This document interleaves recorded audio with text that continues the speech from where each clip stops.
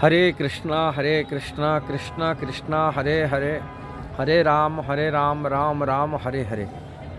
एक व्यक्ति, एक जीवात्मा कितना शुद्ध होता है, उनका आचरण, उनका व्यवहार, उनकी कार्य से पता चल जाता है। जब वो कार्य करता है, वो कार्य के दूसरों को आकर्षित करता है, उनकी जीवन शैली दूसरे को आकर्षित करता है और दूसरे को आकर्षित करता भगवान को मध्य आकर्षित करता है। अब भगवान मध्य उसी व्यक्ति को, उनकी व्यक्ति को अपना मानते स्वीकार भी कर लेते। एक उदाहरण आपको बताता हूँ। एक आगरा में, ये सत्य घटना, कोई कहानी ऐसे झूठा है कहानी नहीं बोल रहा हूँ। आगरा में एक माता जी हमको मिले थे, तिवारी वंश के। ये असफा हॉस्पिटल की पीछे साइड में उनके घर है, मकान है, आज भी है, माता जी हैं। उनकी ठाकुर जी उनको अपनी माँ बनाए। बोले मैं नहीं बनाया, वो मेरे को माँ बनाए।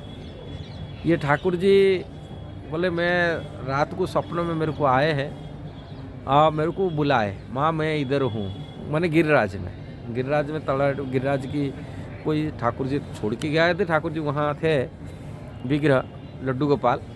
और मेरे को रात को सपने में आए, बोले माँ मैं इधर हूँ। और मेरे को माँ बुला कि बोले मैं इधर, मैं छोड़ू सबर छोड़ू। हम गए और जहाँ पर बोले थे मैं वहाँ गया, पहुँचा। और जब ठाकुर जी फिर मिले, और वो मेरे को माँ बना के रखा है, अपनी माँ माने ठाकुर जी स्वीकार करते। दुनिया ठाकुर जी को मनाते हैं, कोई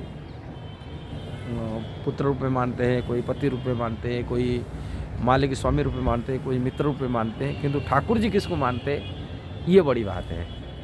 और ठाकुर जी अपना मानना ये सभी की बस में नहीं होता। ठाकुर जी अपनी तरफ से बोलते हैं, ये मेरा माँ है, कि मेरा सखा है, कि मेरा प्रिया है, कि मेरा सेवक है। ये ठाकुर जी अपनी तरफ से जो बोलना, ये सभी की बस में नहीं होता, सभी नहीं होता। ऐसे शुद्ध व्यक्ति है, शुद्ध आत्मा है, जो पवित्र आत्मा है, पवित्र जीवात्मा को ठाकुर जी ही अपना मान लेते। उनके लक्षण ऐसे ही हैं। वो माता जी हम देखे, उनके बार के हाथ में हम खाए हैं, वो बिना कोई मसाला के, बिना तेल मसाला में जो कोई भी सब्जी बना देती, वो बहुत सुंदर टेस्टी होती है। ये देखा जाता है किसी माता जी की जो सुंदर प्रसाद खाने में बनाने ये करते, उनका शुद्धता पता चलता है, ये कितना पवित्र है। इसी प्रकार पवित्र व्यक्ति अपनी जीवन शैली, उनकी बोलने का, उनके आचरण, उनकी बातों में पता चल जाता है वो कितना शुद्ध है। रूपा गोस्वामी एक मानदंड दिए, जो शुद्ध भक्त होते हैं निंदा आदि शून्य होते, दूसरी की पराई के दोष नहीं दिखते।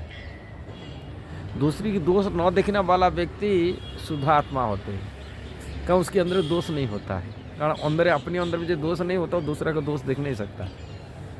और जो अपने अंदर में दोष होता है, हमें दोष ही दूसरा को दोष दिखता है। इसी कारण से ये बात होता कि दूसरा आदि निंदा आदि शून्य, दूसरा का चुगली करना, कि दूसरा का निंदा करना, दूसरा का दोष ढूंढना, ये सब चीज़ अपवित्र अवस्था में होता है, पवित्र अवस्था में नहीं होता है। इसलिए पवित्र आत्मा इससे मुक्त होते, इसलिए उनके व्यवहार से पता चल जाता है ये व्यक्ति कितना शुद्ध होता है, पवित्र है बोलने में।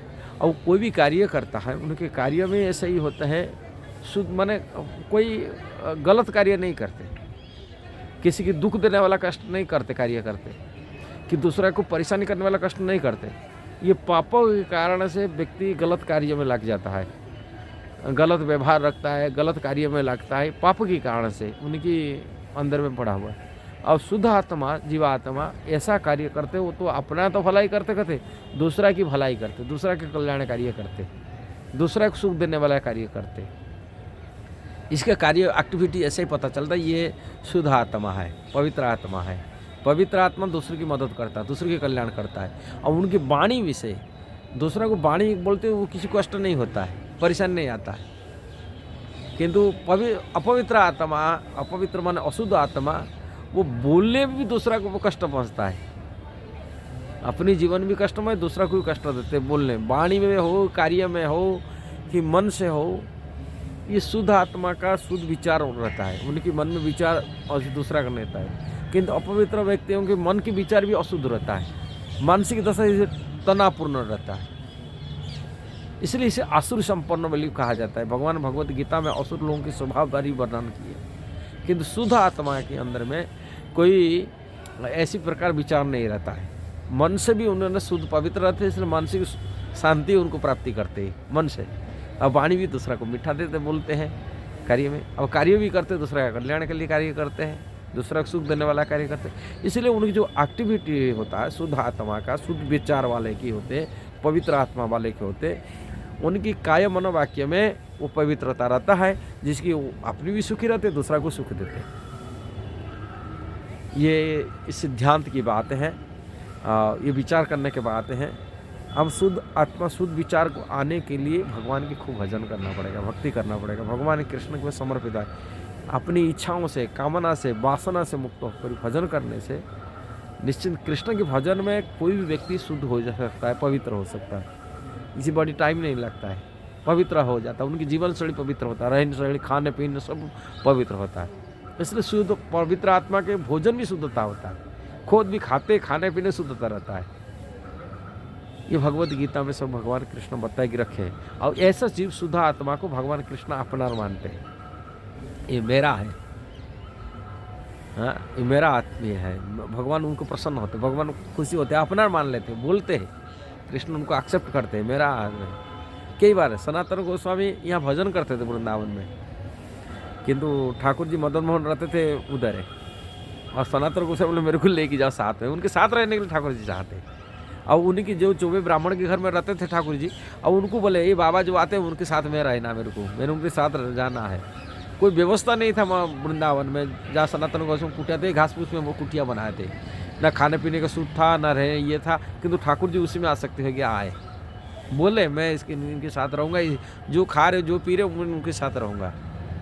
सनातन गोस्वामी नहीं चाहते थे मेरा ऐसे ही कोई अव्यवस्था व्यवस्था में ठाकुर जी रखूँ, किंतु ठाकुर जी चाहते थे उनके साथ रहने के लिए। ऐसे अनेक इतिहास हुई है। अब ब्रज भक्तों की कथा पढ़ेंगे, भगवान उनके पीछे पीछे भागते हैं, ऐसा शुद्ध आत्मा के पीछे पीछे उनकी साथ रहते हैं और उनको अपना मानते हैं ठाकुर जी। यदि वीडियो सही लगा जरूर उसको शेयर करना, सब्सक्राइब करना, लाइक कमेंट देना। हरे कृष्णा।